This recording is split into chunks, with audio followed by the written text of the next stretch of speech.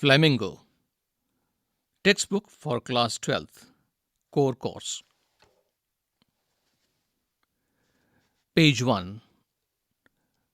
This book contains 8 chapters in prose, namely The Last Lesson by Alphonse Daudet, Lost Spring by Anis Jung, Deep Water by William Douglas, The Rat Trap, Selma Lager, The Rat Trap, Selma Lagerlof, Indigo, Louis Fisher, Poets and Pancakes, Ashoka Mitran, The Interview, Christopher Sylvester Umberto Eco, and Going Places by A. R. Barton. Page 2. Lesson 1. The Last Lesson. About the author Alphonse Daudet, who lived between 1840 and 1897, was a French novelist and short story writer. The Last Lesson is set in the days of Franco-Prussian War, which lasted from 1870 to 1871, in which France was defeated by Prussia, led by Bismarck. Prussia then consisted of what now are the nations of Germany, Poland, and parts of Austria. In this story, the French districts of Alsace and Lorraine have passed into Prussian hands. Read the story to find out what effect this had on life at school. Notice these expressions in the text. Infer their meaning from the context. In great dread of, counted on,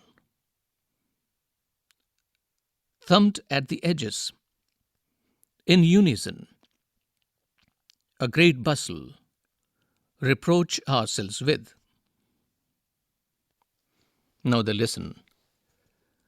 I started for school very late that morning and was in great dread of a scolding, especially because M. Hamel had said that he would question us on participles, and I did not know the first word about them.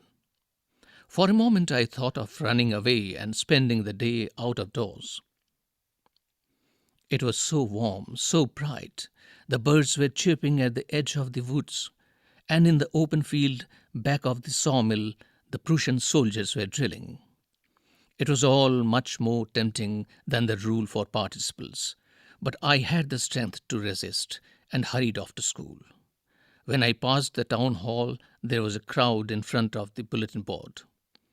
For the last 2 years, all our bad news had come from there. The lost battles, the draft, the orders of the commanding officer. And I thought to myself, without stopping, what can be the matter now? Page 3. Then, as I hurried by as fast as I could go, the blacksmith Wachter, who was there with his apprentice reading the bulletin, called after me. Don't go so fast, Bub. You'll get to your school in plenty of time. I thought he was making fun of me and reached M. Hamel's little garden all out of breath.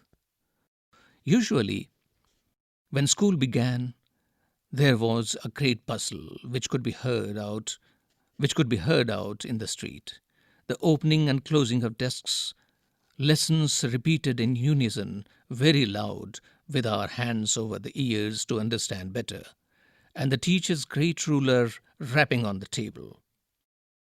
But now it was all so still. I had counted on the commotion to get to my desk without being seen, but of course, that day everything had to be as quiet as Sunday morning. Through the window, I saw my classmates already in their places, and M. Hamel walking up and down with his terrible iron ruler under his arm. I had to open the door and go in before everybody. You can imagine how I blushed and how frightened I was. But nothing happened. M. Hamel saw me and said very kindly, "Go to your place quickly, little friends. We were beginning without you." I jumped over the bench and sat down at my desk. Not till then, when I had got a little over my fright, did I see that our teacher had on his beautiful green coat, his frilled shirt, page 4, and the little black silk cap, all embroidered, that he never wore except on inspection and prize days. Besides, the whole school seemed so strange and solemn. But the thing that surprised me most was to see on the back benches that were always empty the village people sitting quietly like ourselves.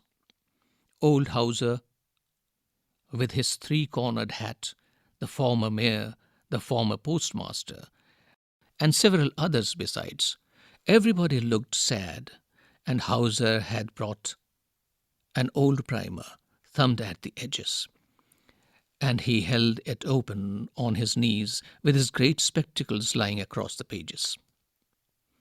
While I was wondering about it all, M. Hamel mounted his chair, and in the same grave and gentle tone which he had used to me, said, "My children, this is the last lesson I shall give you. The order has come from Berlin to teach only German in the schools of Alsace and Lorraine. The new master comes tomorrow. This is your last French lesson. I want you to be very attentive." What a thunderclap these words were to me. Oh, the wretches! That was what they had put up at the town hall. My last French lesson? Why, I hardly knew how to write. I should never learn any more. I must stop there then. Oh, how sorry I was for not learning my lessons, for seeking birds' eggs, or going sliding on the Saar. My books, that had seemed such a nuisance a while ago, so heavy to carry, my grammar and my history of the saints were old friends now that I couldn't give up. And M. Hamel, too, the idea that he was going away, that I should never see him again, made me forget all about his ruler and how cranky he was. Poor man! It was in honor of this last lesson that he had put on his fine Sunday clothes. And now I understand why the old men of the village were sitting there in the back of the room. Page 5. It was because they were sorry, too, that they had not gone to school more. It was their way of thanking our master for his 40 years of faithful service and of showing their respect for the country that was theirs no more. While I was thinking of all this, I heard my name called. It was my turn to recite. What would I not have given to be able to say that dreadful rule for the participle all through, very loud and clear, and without one mistake? But I got mixed up on the first words and stood there, holding on to my desk, my heart beating and not daring to look up. I heard M. Hamel say to me, "I won't scold you, little friends. You must feel bad enough. See how it is. Every day we have said to ourselves, 'Bah, I have plenty of time. I'll learn it tomorrow.' And now you see where we have come out. Ah, that's the great trouble with Alsace. She puts off learning till tomorrow. Now those fellows out there will have the right to say to you, 'How is it you pretend to be Frenchmen, and yet you can neither speak nor write your own language?' But you are not the worst, poor little Franz. We have all a great deal to reproach ourselves with. Your parents were not anxious enough to have you learn. They preferred to put you to work on a farm or at the mills so as to have a little more money. And I have been to blame also. Have I not often sent you to water my flowers instead of learning your lessons? And when I wanted to go fishing, did I not just give you a holiday? Then, from one thing to another, M. Hamel went on to talk of the French language, saying that it was the most beautiful language on earth. Page 6.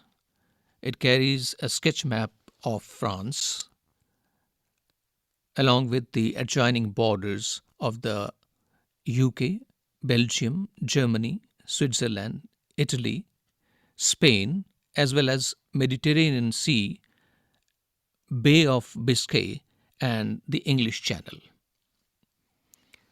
Now, page 7.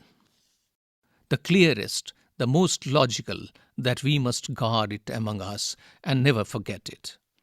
Because when a people are enslaved, as long as they hold fast to their language, it is as if they had the key to their prison.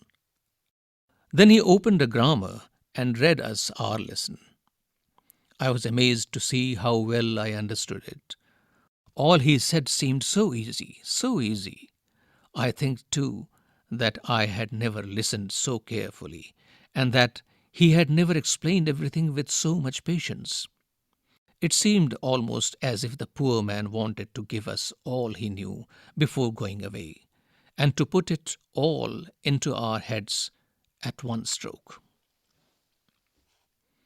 Think as you read.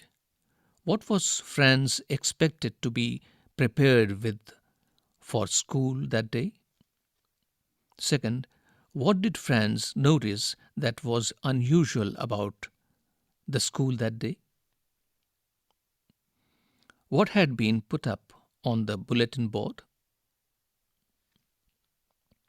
After the grammar, we had a lesson in writing.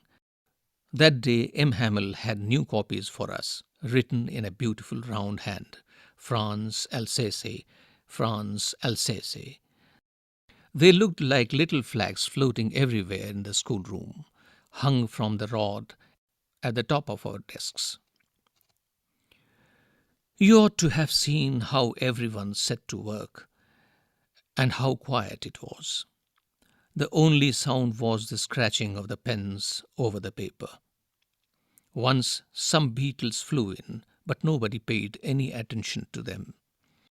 Not even the littlest ones, who worked right on tracing their fish hooks, as if that was French too.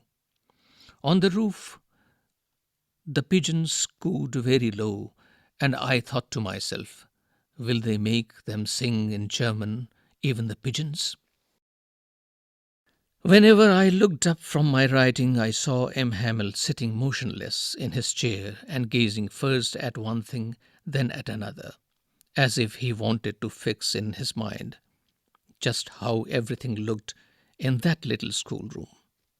Fancy! For 40 years he had been there in the same place, with his garden outside the window and his class in front of him. Page 8. Just like that. Only the desks and benches had been worn smooth. The walnut trees in the garden were taller, and the hop-vine that he had planted himself twined about the windows to the roof. How it must have broken his heart to leave it all, poor man. To hear his sister moving about in the room above, packing their trunks, for they must leave the country next day. But he had the courage to hear every lesson to the very last.